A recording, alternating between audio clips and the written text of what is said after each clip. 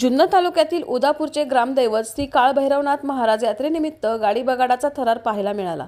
सदानंदाचा येळकोट भैरवनाथाची चांगभल्याच्या गजरात भंडारा व खोबऱ्याची मुक्त उधळण करण्यात आली।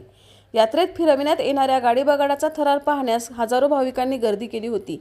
पाहुयात याच थराराची काही क्षणचित्रे।